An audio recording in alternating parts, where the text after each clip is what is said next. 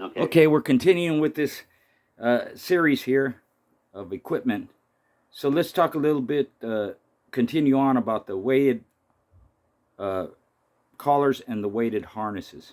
Let's talk a little bit about that. What do you like? How do you like them set up, and how much Yeah, like weight do you like use I on said them? before, Richard. You know, all harnesses are not created equal. Some, like I said, had those rings on the side of the rib cage. Those are designed to drag objects, chains, and basic stuff compared to a weight pull harness, which is actually for a tremendous amount of weight where the dog has to lean forward. In that case, they got tremendous thick, round 1-inch paddings around the shoulder blades and the neck area and stuff like that. Those are designed for pulling extreme weight at a short distance, where the other one, the harness with the side rings, were designed to drag chains and stuff while you're walking your dog and stuff like that, a cart or something, with wheels. Um, that's the difference with some of these harnesses, and a lot of them weight different. Some are lighter than others, some are heavier. Yeah, yeah. Do you like what would be the maximum on a weight collar? Do you think 5 pounds is enough? 10 pounds? 3 pound? Two? One? What? Okay, so when we get into the weight collar itself, the collar, a lot of conditioners like to use the weight collar. They feel that wearing it's going to make a stronger animal. Um, but there's also an understanding of how it works, the way it works, and why it works. A weight collar originally was designed to keep a dog in control. I used to have a dog, for instance, a dog named BJ. He was like 900 miles an hour. Every time I walk him, he'd jump up in the air, and run, pull left and right, jump up in the air. This animal could not sit still. So if I had to put, a 2 pound or even a 3 pound weight collar on him to slow him down and wear him out a little bit, because he was just hypertensionally active, and he was harder to control. So the weight collars in reality were basically designed to control an animal from their mobility when something is too fast and too hypo and too active. So Right. I would use the collar on hand walking as a control method for a dog that he needed to stay focused. That was just a little too much Yeah. on himself. The Slow weight them of the down a collar, little I bit. recommend, you start with 1 pound and then go to 2 pounds and 3 pounds max. I've heard of guys using 5 pound weight collars while running a dog on a mill. I honestly think that's a little too far and a little too hard on a dog. And if this dog is running on a mill for for locomotion and mobility, his head's supposed to go up and down. Right. Pinning his head to the floor is not doing anything for him. What he's doing is that when he's in full speed with his head down, he's actually causing a lot of stress on the shoulder blades and the cartilage around the neck area. You're not making him stronger, you're actually hurting him. So if you want to put a weight collar on a dog that's running a mill or something, I suggest to use a lighter collar. But if you're putting a dog on a chain setup that's in a keep, that you don't want him to exert all that energy and then ruin your keep by coming in lighter the next day, and you don't want him running around his chain spot 900 miles an hour, then yeah, the 3 pound, 4 pound, depending on the size. If he's a 60-pound dog, then a 5 pound wouldn't hurt him. Yeah. So what do you think on that? Yeah. No, that makes perfect sense. Again, they need that freedom of movement, and any four-legged animal, anyways, and some two-legged ones, that head needs to bob up and down. It goes with the motion of the body, kind of. When you see yourself running, and your head moves up and down, your body moves a certain way. So you don't want to hamper that with too much weight on their collar. Now, I never used them, but that makes perfect sense. So if I ever did, I would ask you. The same thing with the uh, weighted harnesses. People ask me, or even just weight pulling, how much do you use, and this and that. Well, I never pulled weights. I had a method for building strength, but it didn't involve weights. But the way Mr. Gray explained it was, he would start off, as far as dragging weights, he would start off with a certain amount, and over the duration of the keep, by the end of the keep, he wanted the dog pulling its own weight. So if you got a 40-pound dog, it's pulling 40 pounds. building up to it. You might start with 5 pounds or 10 pounds like that, and then move up every week like that till he got to the weight of the dog the last heavy work week. You know, and they asked me too about weighted harnesses. How much do you use? Well, start off with they have different slots to put the weights in, or they're already in there. Start off with 1 pound. See how the dog works, and if you want to increase it, you can do that. But if you have 4 or 5 spots where those weights fit there, the dog's got a harness that's 5 pound harness. You want to increase 2 pound, now he's got a 10 pound harness. But again, it's that freedom of movement that you don't want to hamper. You don't want to hinder that. So like anything, too much is not good. And I always go, well, if you go lighter, it's not going to hurt him. If he gets used to running around with 1 pound weight on, it's not going to hurt him. But you put too much, now that could hurt him. So where are you at on weighted harnesses? Okay, so let me touch up on the weighted collar for the last, and then go into the weighted harness. Okay. Okay, as for the weighted collar, when I conditioned Hunterman's Black Mamba, I basically did mostly road work with her. And what I did was I started her for the first 1 to 2 weeks with the 1 pound. The second or third week, I would use a 2 pound. The last week, on the third or fourth week, or let's say the third week, I would use a 3 pound and then take it away from her. And she didn't use it no more until the end of the whole entire keep, which was another week or two, whatever it may be. The purpose for this was this. As she learned to walk with the 1 pound, she was like a racehorse. You ever look at a jockey on a horse? Every time the horse is running, the horse's head lunges forward. Yeah. And the jockey stretches his arm forward to go with that the pace. Yeah, the same motion. But because you had a lighter weight collar, the head was able to teeter forward and then retract back, teetered forward all the way, and then retract back. So the exercise motion was happening within the neck area of that dog. And then as you still road work in time, as each week passes and you started to use individual sets, and you increase the weight by another pound, the head is a little heavier now. The head will teeter forward, and there'll be a little bit more resistance, but she'll get used to it in time. And what I'm getting to is that when you got to the third phase of it, and the dog already got used to that, because it went into stages from 1 pound, 2 pounds to 3 pounds. And then when I took it away for the remainder of the conditioning of the keep for the extra weeks, the neck was already developed strong.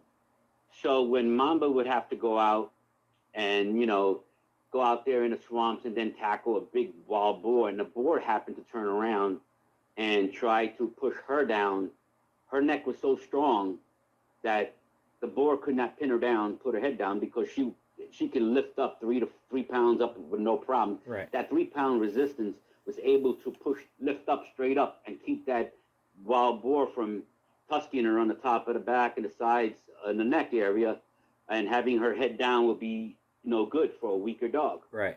So it increased that strength to increase her performance, and she was able to be the controlling factor of that. She cannot be dominated on the top of that area, because that area was a strong area. Right. But I had to do it in stages to develop that. Yeah. Now, getting back to the weight harness on the harnesses, I want to say something because I saw something that happened with a friend many years ago. He called me. He says, "Oh, I got a beautiful, weight harness. I can put these little lead plates in there and blah, blah, blah. It was great. He's got it." Then I went to go visit him, and I saw him walking the dog, and I noticed that the dog stomach was going left and right, left and right. And I looked, and I said, "Something's wrong with that dog. This is no good." And he says, "Why?" This is. I can add weight, decrease weight. I can make it comfortable for her. I said, "It's not. You're missing the whole purpose of that." He goes, "What was that?" "You're putting plates, lead plates, in the side of a dog's rib cage. So when the dog is trotting and running, the harness tends to expand and come down, widen up, almost like a bird flapping its wings. And what it was doing was it was damaging the rib cage and was bruising the dog towards the sides." Yep. And I didn't like that. So because I've seen a lot of manufacturers were selling, weight harnesses with metal and lead plates, I found it to be very abusive, and it restricts a lot of the things with the dog. The dog can't even walk or run straight with it.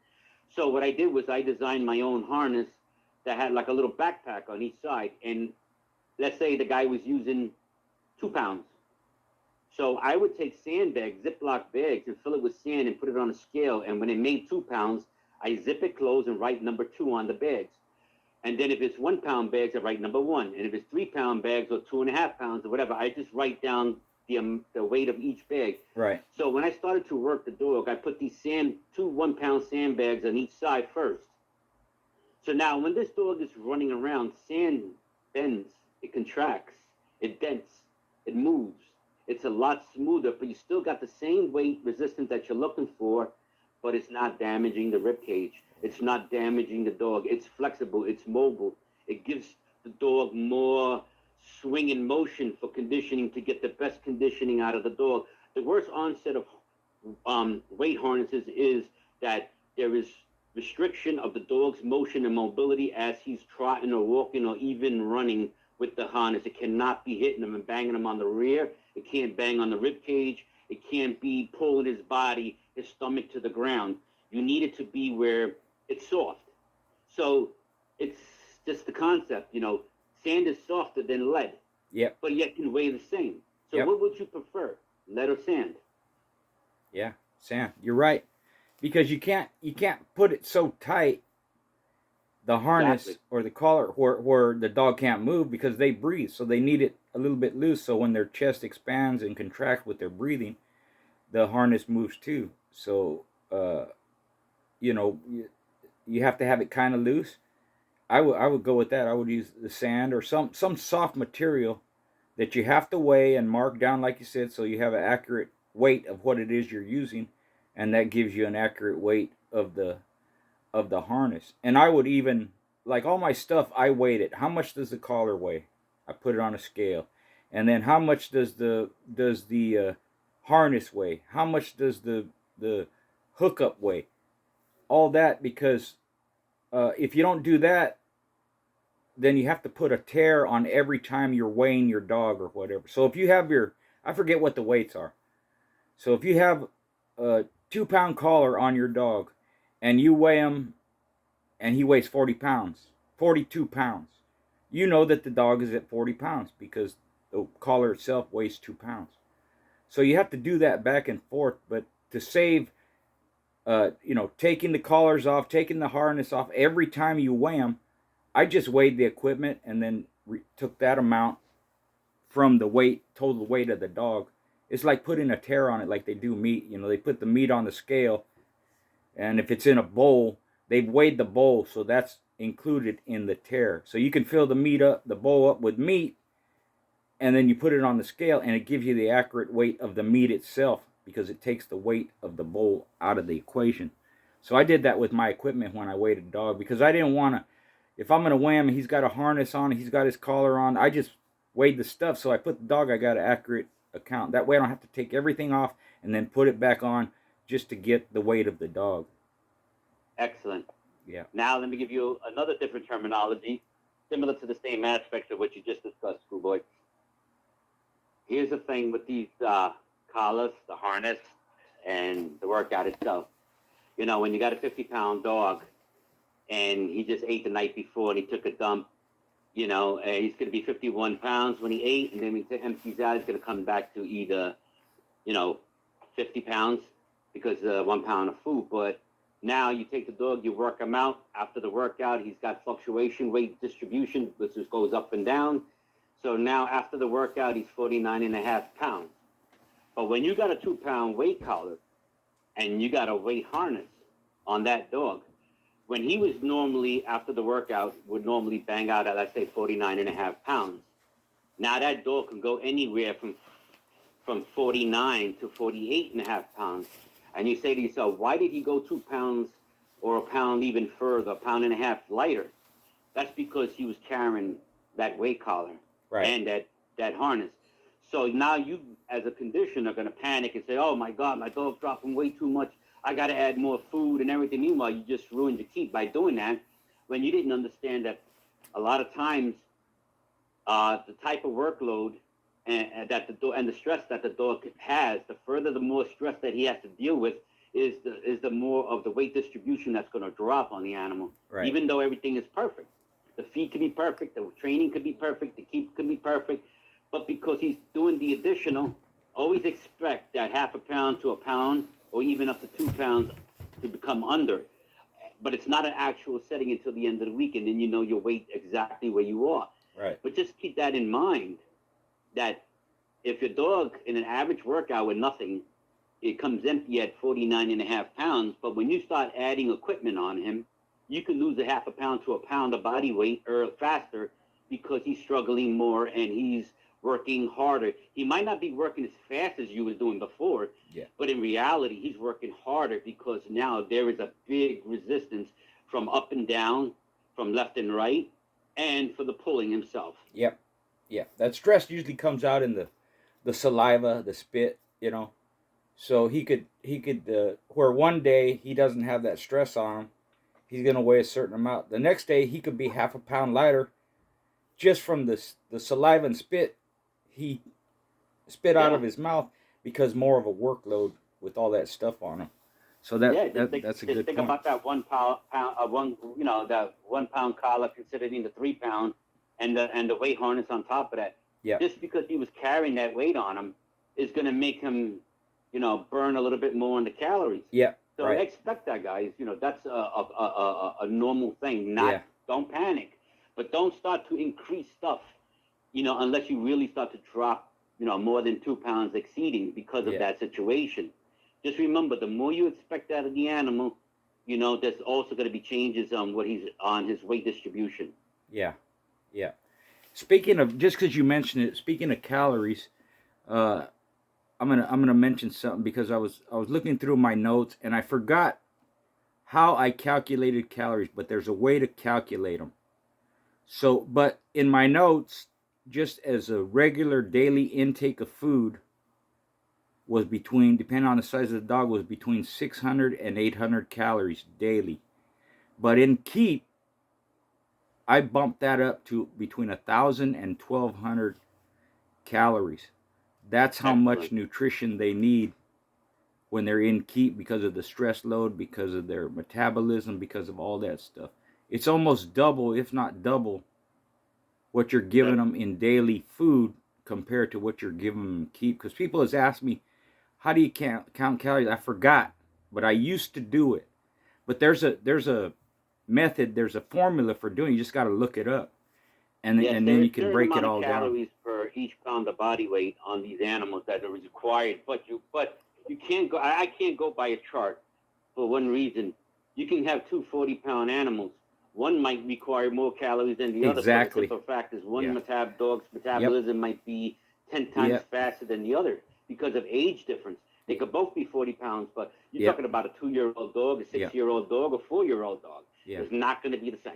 Yeah. So that's kind of interesting, because in reality, in conditioning, like you said, when you're going to start something and you have a target weight and you have 5 or 6 weeks, you're going to be 1 pound per body weight per week. So if you got a 30-pound dog, you want to be 35 when you get started. So think about a 35. So if you're going to be, 5 pounds over, to get started, you have to also know how much is the calorie intake for that animal, because his metabolism, if he's a slower, you can probably keep him where he's at. But if his metabolism is higher, like Scuba addressed, you might have to go over 1,000. Yeah. You might have to add more carbs and more stuff, just a little bit more, for the simple reason he's just like a damn. It's like a race engine that's just burning nitrous oxide fuel. You just burn it right through in a matter of 10 minutes. Yeah. So those extra calories are important to increase further before you get started in the conditioning phases, because you have to make sure that it's going to compensate the weight difference and the time and how long it's going to take him to burn that calorie. Yeah. So just remember, just because he's 40 pounds doesn't mean he's equally the same. Right. No. Remember, age has a lot to do with the calorie intake. Metabolism has a lot to do with it. And some dogs have issues. Some have, are anemic. Some have high blood pressure. Some dogs just, physically are not the same as the other one, even though they're all 40 pounds. Yeah. So And remember, each some animal don't has work, to some be don't work as studied hard, carefully. some And work like Stu less. Boy said, you see how he said that magic word? Bring it to the 1,000 and bring in that extra calorie so that it compensates for the difference when the workload happens, when the extra stress comes into play, or whatever equipment or apparatus you start to add to your program, which increases the stress and increases the resistance. So everything comes hand in hand. So he said the key word: add more calories when the work is for before you get started when the work is hard. So when he comes back to that normal weight, he's comfortable. Yeah. And I noticed too, in an older dog, let's say a dog over 5, 6, 7 years old, they don't need as many calories as a younger dog does. They don't need as high a protein either. Exactly. That's something I noticed. Yeah. Exactly. So that's a general. I don't want people to say, well, my dog has to have this and that much. What Hunterman said is right. Mine was a general rule, kind of, right? 600 to 800 daily, 1,000 to 1,200. It could be less than 1,000. It could be more than 1,200, or it could be in between 1,100, like that. You just have to do the methodology, and then you take your formula, and then you match it to the dog while he's working, how much he weighs, how much you're feeding him by volume and weight and calories and all that stuff. And then over time, you'll learn where that dog sits, what you need to feed him, how his metabolism works, how he rests, how he works, hard or slow, and all that. And then, you start getting where you get pretty good at it, and you can Exactly. you already Keep kind it of simple, know like what they you say. need to give Like that Richard said, dog keep it before you even simple. start working. That's why we always used to address about the pre-keep and all that, because that's why it was so important to study the animal. So you don't have to have these guessing games. You already know, ahead of schedule what's going on and how the animal is. So what else we got, Rich? Let's talk about, well, since we're on that subject, let's talk about pad maintenance, because that's one of the things that I get Oh, that tricky asked one. I love about, that one. all the time. I never really had any problems. I was lucky. I lived out in the country, so all dirt roads, and in between trees, orchards and like that.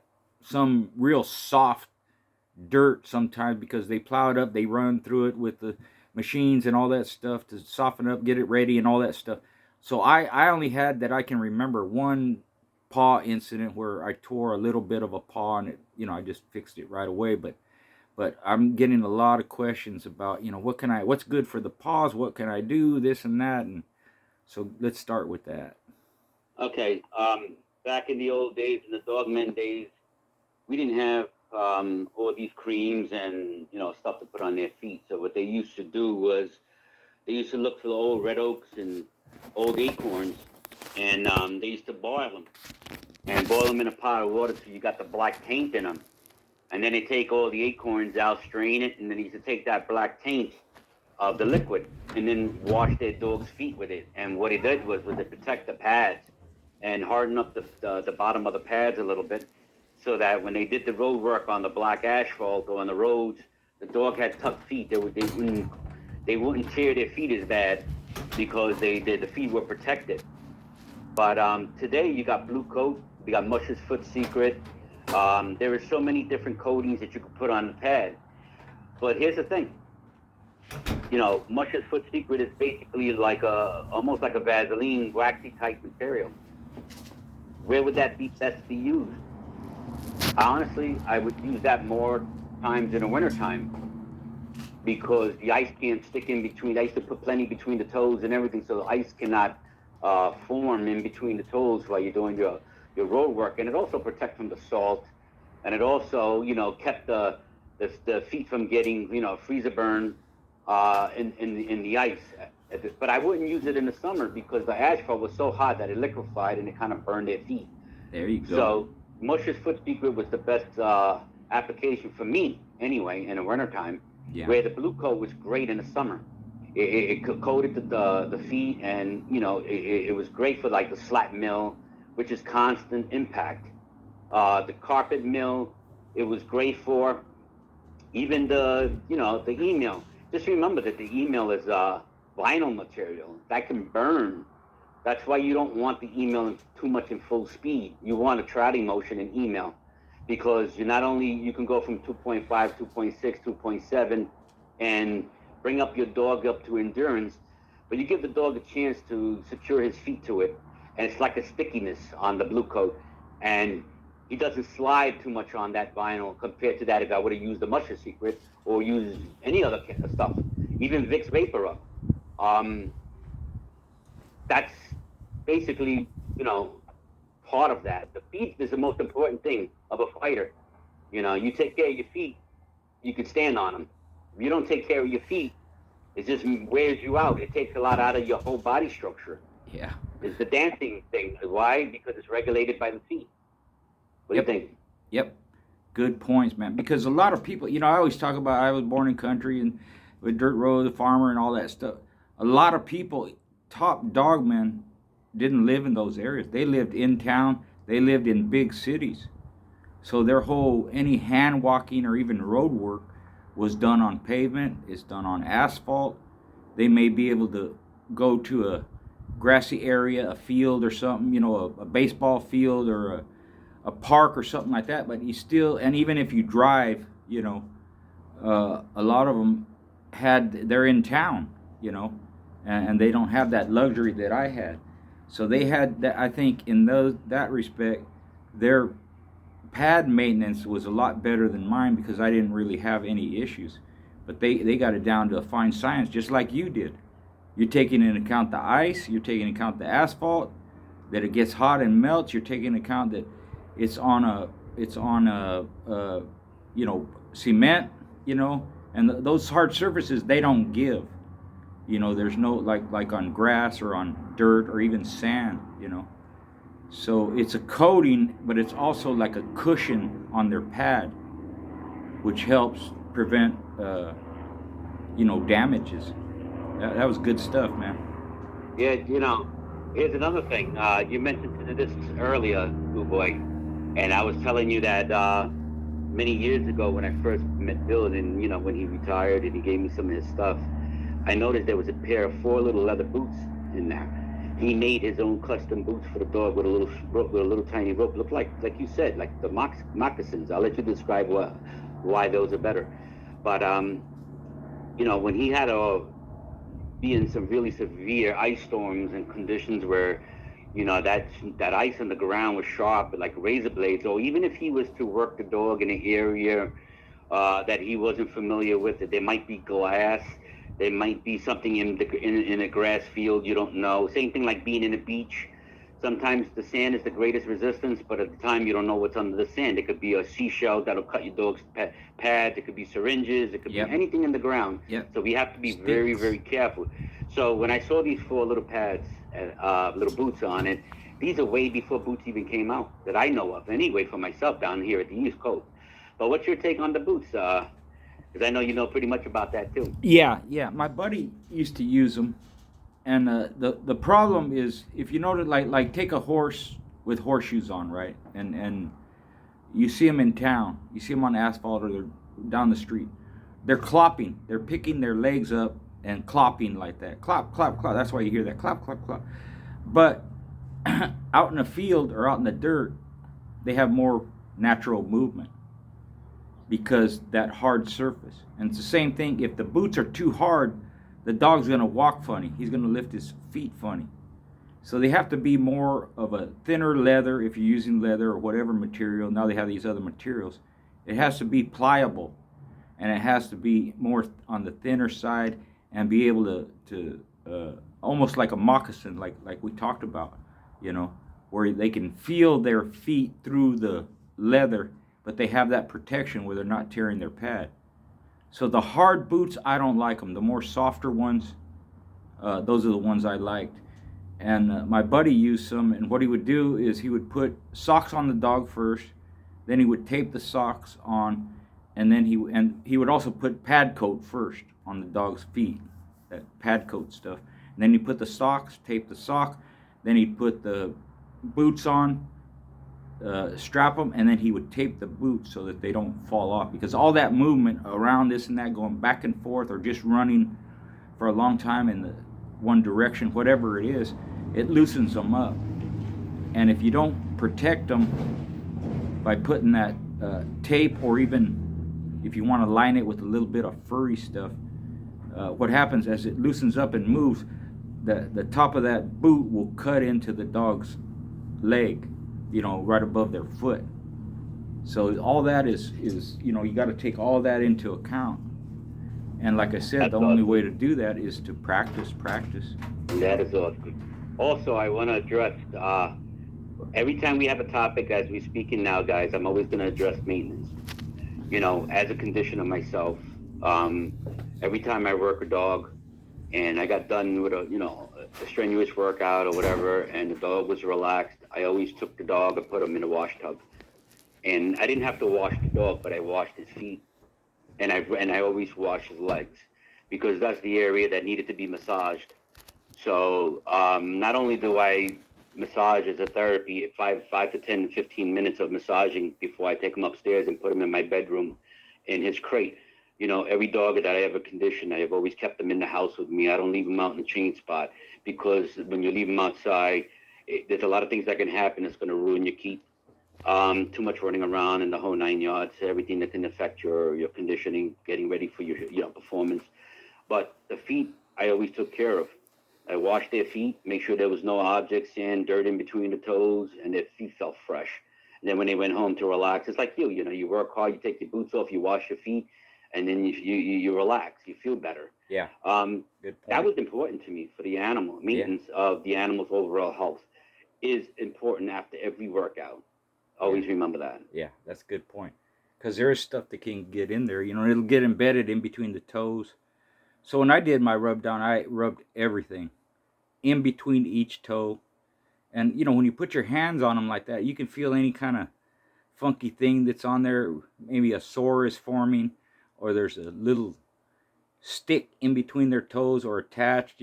Sand, dirt, a pebble, a rock could get Splinter. under their toenails if they're too long, and all that. It all can bother the dog. They'll still work, but you'll see them, gimp a little bit, or they move funny, or they adjust because this one foot has something on it, so they put more weight on the other foot, and it's not natural. But all that stuff, man, that was important. That's good information there. Yeah, Sounds good, man. Excellent. yeah, yeah. So what else we got? Let me see. Uh, well, just some of the uh, we can talk a little bit about the cat mill, e-mill and slat mill. Just the generally, Okay, like I'm this. just going to give a conversation on my views for all. Okay. Every apparatus, every machinery that's designed or can be used for these animals work excellent. You know, if you can have access to them, that's fantastic. But not all of us can have access to all kinds of machines, or even space to work these dogs, or even a place to work these dogs. So it's a very difficult thing, and some of these stuff are very expensive, and trying to get them is kind of pretty tough, because they don't make a lot of these things anymore. But when you have any one of these machineries to use, whether it's e-mill, slat mill, copper mill, whatever, you need to learn and understand how it works, the way it works, and why it works, and then add it to your program. You can mix match any of these together in your program, but you need to space the time between rest periods, and you need to space the time and how much you're using, how many days you're using it. I never like to keep an animal on anything too long. I find that after a while it creates boredom, and then they start getting bored and they don't want to work as much, and they look to either get out of it or try to overdo it to get it done too quick, and then not paying attention to what they're supposed to be doing. So mixing anything in your program for a keep is excellent, but split it up. You know, so you do 2 days of one thing, you do one day with another, then the other next 2 days you try something else, and then you go back to the original 2 days that you started with. But you always have anywhere from 2 to 3 days off for the dog. Dog needs to recoup, heal, and he needs his ligaments to, replenish itself, and get back into the form. Everybody has their own opinion on when and how long they want to work their dogs. Everything, I can't tell you exactly what to do. is based on what you know about your animal and what you're comfortable doing. But if you're a type of person that loves to do all kinds of stuff, that's great for the animal. I mean, they enjoy it, but you need to know exactly how to apply. Too much of something and too hard of something is can be catastrophic, even though they're all excellent. So just pace yourself. Keep it simple. Do it small. Do it in sets, and increase as time goes by per week. Do not increase every day or 2 times in the middle of the week. You can't do that. You stay with one speed, one motion for 1 week, and then you increase it the following week another 5 or 10 minutes, with maybe a hair more of the speed itself. Give the dog a chance to accommodate himself to your program and to calibrate himself, because not only is he calibrating himself to work with that, but he's also learning to breathe. He's learning to control his blood pressure, and then as time goes by, you believe it or not, you'll realize that you've actually increased his performance by a wide margin, where if you've done something too much, it's going to have a big effect. So all machineries are excellent. It's just how you use it, when you use it. But my thing is, for myself, is when a dog is handed to me or I have to get started on some of my own, is which is going to be better for that particular dog. So that's why when I take the dog out and did that pre-keep and did all this studying, I figure out what was his weak points, and then that's what I had to work on. And his strong points, I always kept it strong with the principle of what he liked. But if there was something that needed to be tweaked or something needed to be added to the program, then I would have to do so because of his situation that he's facing. Not what I think is best, but what is best for the dog and what he's telling me he needs. Yeah, good stuff, man. I mean, excellent. The concepts of conditioning don't change. They're the same 100 years ago as they were today. How do I get my dog in shape? What's best works for him? So, some of the things we look to do is improve on their speed, strength, endurance, you know, uh, fast twitch, muscle movement, or moving backward, moving forward, all this stuff in circles, all this stuff. Because I always looked at it like what's going on in the show, right? So sometimes people don't have access to all this heavy equipment, or they just don't have the money. So what you need to do is learn to compensate some other type of workout for the equipment or the space you don't have. For example, a slat mill, generally it's used, it's a faster turning mill. So for speed, or Exactly. even a e-mill for endurance, like that. So you have to learn how do I compensate for that speed? Well, you can use a flirt pole. You can have them chase a ball, because you have to figure out a way to get their heart rate up, right? If you don't, now Exactly. some people have a lot of area where they can hand walk their dog, and that's good. Some don't. So you have to make up for that. That's why people use an e-mill. I don't have miles and miles where I can, you know, walk my dog or hand walk my dog for an hour or 2 hours, but I can use an e-mill, right? Right. They want to build strength on a dog, but they don't have a partner like I did, my son, to help me do that. So they may use a, a spring pole or tug of war. Now, the thing with the spring pole and tug of war, it teaches a dog to hold on and breathe through their nose, but it doesn't really improve their bite, their hard bite, that much, because they're just holding on. So it's good for their neck muscles, it's good for their body when they jerk and they got their feet on the ground and the stifles and all that.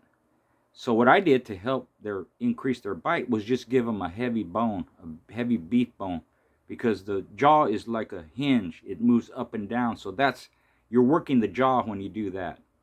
That helped a little, right? And Yeah. like I said, the flirt pole can if you do it fast enough, that's like sprinting, and the same thing chasing a ball.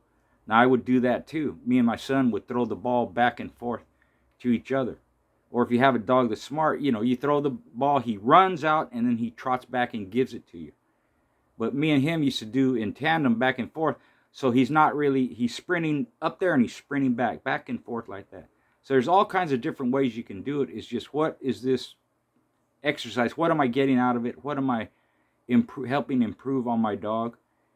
Even swimming and all these different things that people have ideas for. They have bungee cords where they make the dog pull, and then the resistance, and then they come back and pull like this and that. I've seen people use obstacle courses, where they have a flirt, and then they have some bales set up and stuff to jump over, and they're just the flirt pole. They're just guiding the dog along that obstacle course. Something I never did, but is a hell of an idea. I liked it.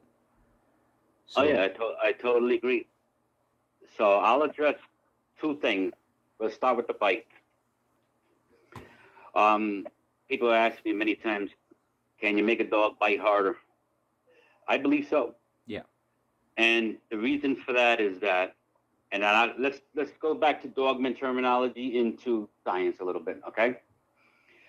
If you ever look at a hard biting killer, he goes in there and he bites the shit out of a wild pig and destroys him and dismantles him under 30, 40 minutes.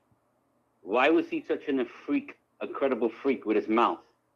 Because that's where his power base was. He was that type of dog that wanted to destroy and break things. And he was just like people would say, a freak or a super hard mouth, right. But take that same dog, stretch him out an hour, 2 hours, 3 hours. That dog can't bite his way out of a paper bag after freaking an hour mark. And people ask, wait a minute, he was a killer in the first 30 minutes. 40 minutes. Yeah. But why couldn't he bite after the hour mark and further? Because he was looking to get it over with quick. That was his style. He was brutal to begin with, but was never good enough for the distance. And people say, well, how do you beat a dog like that? You could barely survive the 30, 40 minutes. That's where I always said, you always have a head specialist with you, and how do you make that head specialist bite it just as hard as that croc? It was simple. And I'll give you the same terminology, and I'll use my own dog as an example. My dog, Hunterman's Black Mamba, was an extremely hard-biting bitch. But I felt that, even though she was bred for deep game and all that, I wanted her not to get tired too fast. So they made Kong balls in the stores, and there was a gray one, and there was a red one, and there was a black one. What was the difference with all these Kong balls? There was different PSI ratings for each one. I'll make a number up just to get this conversation going. So let's say one of them was 1,000 PSI. The other one was 1,500 PSI. And let's say the other one was 2,500 PSI. So every day that my dog did her normal road work, when it was time, the end of the day was done, the dog was done, and I brought her home, put her in my bedroom. Before dinner, I go and I'll take the gray Kong and give it to her. She chewed on that for every day, 30 minutes, 40 minutes, and then I take it away from her, and then it was time to let her chill out for 5 more minutes, and then I fed her. I did that for a week or so, and then as the teeth started going further, I added the red Kong, which is a lot more harder. So she kept chewing on that for the next 2 to 3 weeks, close to 2 or 3 weeks, right? Yep. And then we came down, let's say the 2 weeks, and then we come down to the third week, I switched it up and gave her the black Kong. That was 10 times harder, but she loved to chew on it because she was the best. She loved to play with it. She chew on it instead of the 30-minute chew. I would let her chew it 40, 50 minutes, then take it away from her. But I stand there and watch her because I didn't want her to swallow any broken pieces or whatever it may be. Right. Then when it came down to the last week before the show, I took all the Kongs away from her, no more Kong. That allowed that dog's jaw to come back into place, into position. Yep. So when that dog was put to work, from the start of the gate to the end of the gate, not only did she bite extremely hard now, but it wasn't about how hard can she bite. It was about how long can she bite. There you go. That was the key. That dog that would averagely bite 30, 40 minutes because she was already a hard biter, now she can bite over the hour mark with the same, the same power, the same, ability from the first of the gate to the end of the gate, and it never changed her. It actually, so when something became longer in her endurance contest, the other dog is already losing their bite, and she was just getting warmed. And her bite was as strong as it was in the beginning to the end because she was able to bite longer. Biting longer, she was able to accomplish her goal at the end of it all, and force them to, to make a decision. Yep. Because they realized that she wasn't getting tired. Her body can physically get a little hot and tired, but her mouth is never going to get tired. Right. So sometimes when we ask in history, why did these alligators, these legendary freak of nature, you can't get past them in 20, 30 minutes. But if you got an intelligent animal that not only has a decent mouth, but if it's a smart individual that stays out of trouble, if you can get that dog to bite longer, it becomes in your favor, wouldn't it? Yep. There's a story on that. Just we're talking about, that's the the concept of conditioning. It's that building it up over time, where and you increase the size of the ball, or in my case, I give them a fresh bone, so now they're starting with the bigger bone and chew it down, and then you keep replacing that, Then over time, at an hour, like you said, 2 hour mark, they're still biting hard, and that's where they get that idea. Some people, you say, man, he's biting harder at the end than he did at the beginning. Well, exactly. It's that, but it's also that the opponent is weaker, so they can do a lot more damage with the same bite or even a little harder bite at the end that they did at the beginning, because there's no resistance from the opponent. And that's why you see these, man, they still doing their job, man. So that's, again, the concepts don't change. That was good stuff, William, because exactly. That's how you get it. Me and you discussed that many a times. It's not how hard you bite, but how long can you bite. That's right. That's the key factor in winning the distance. Yep. Because no matter how good or how bad the adversary may be, you need to, sometimes you could be outclassed and you can go into a better situation, a better opponent, they would say. But if you can outlast them and take them to deep water, yep, is your greatest chances of success. The same thing, you can't take a average dog and put him out there in a swamp with a wild boar. You talk about a 500-pound pig in the woods. You know how hard it is? Yeah. You have to stay on him. Yeah. You have to pull him down until all the bay dogs come. You got to maneuver. You need that ability to stay in hold for a while. Yep. And to do enough work to wear that wild boar out to the point where the boar is down to submission to the ground. He can't move. Yeah. Even though he outweighs the dog. But if the dog can get him in a soft spot and really put it to him, he'll make him submit. Yep. Because his jaw is not going to tire now. If his jaw had gotten tired, the boar would get up, and that's to say that we'll make easy picking on the dog in a hunting situation. That's right. The same thing. It's like me and Schoolboy always said. It's not how hard you bite, but how long you can bite. That's why they say you don't need a super hard. It's great to have one, but in the reality, if you can get your dog to bite longer, you even the chances of your dog having a better advantage, and it's better for him in the long run than it is where he'll get tired after 20, 30 minutes, and then he can't even hold on. It's the saddest thing to see some amazing game dogs, and you're saying why they can't bite their way out of a paper bag. It's not that they can't bite their way out of a paper bag. Their mouth cannot last as long as their game. Right. You're right. And having that intelligence, that makes a big difference, because they'll nullify a lot of what their opponent is trying to do. Just where they hold them, it could be on the side of the lip, it could be on the head, it could be on the side of the neck or in the throat. It could be that they shake them off balance like that, but they understand that, hey, that my opponent, he can bite, so I have to have the intelligence to do something about it, and then outlast them. And that's why you see these shows go 2-3 hours, and even top dogs that had previous. If you look at like the champions and grand champions, you see the times they have. Oh, well, he won in 15 minutes and 22 minutes and 35 minutes, and then he won in 2 hours, or he won in an hour and a half, or he lost in those times. What is it that makes he can blow through these opponents, but these other ones he has to go distance with? Well, it's exactly what you're talking about now. It's the opponent in front of him. Are they smart? Can they hold on for long periods of time? Can they bite hard enough to do damage? Are they smart enough to stay out of trouble or counter the opponent? That's why you see these long distance fights between two killers. That's what happened with Zebo. He was a killer.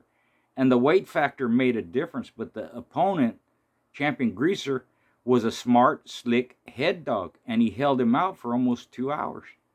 It can happen. So you have to be prepared for that. At least talking about the past when we used to do our thing many years ago, you never know what could happen. So you have to be ready, and that's where that conditioning comes in, and that intelligence and all these factors, speed and strength and endurance and toughness and all that. So it's interesting. But exactly, and that's where the word catch dog came to phrase. Yeah. You know, that we used to use them in, to contain livestock. We used to use them for hunting. We used to use them in the box. Yeah. We used to use them. These dogs are all around, could do it all. Yep. But the thing is, to extend their ability to be able to keep up with that pace, that's why we have so many different conditioning methods. That's why there are so many things, because trying to get the best out of this animal is extremely tough sometimes, especially if you're a beginner. Yeah. But just remember, Gameness is the essence of a bulldog. It is the most important thing of it all. If he can bite and stay in there longer, you've got gold in your hands. Yep. But a lot of times, some of these dogs in the past that I've seen, from these videos and from the books and stuff and the stories, many of them could have won in early fashion. But a lot of times it's not so much that the dog couldn't do it. It was because they were not properly put into the shape that they were supposed to be in. And I'm going to say this real fast. The saddest thing in the dogman's world is having to trust someone work your own animal, because you don't know the person that's working the dog, if he's lazy or not. You don't know if he's got bad habits or not. You don't know if he's telling you the truth. You don't know nothing. When I started getting into working dogs, at the beginning it was tough to gain respect, to gain trust, to be everything. But I've always wrote it down. I've always kept a log. I've always called the owner and said, well, this is this and this and that per daily. I've always, me and the old man, we talked about it every day and solve these problems and go through the transition of what's going on with this animal.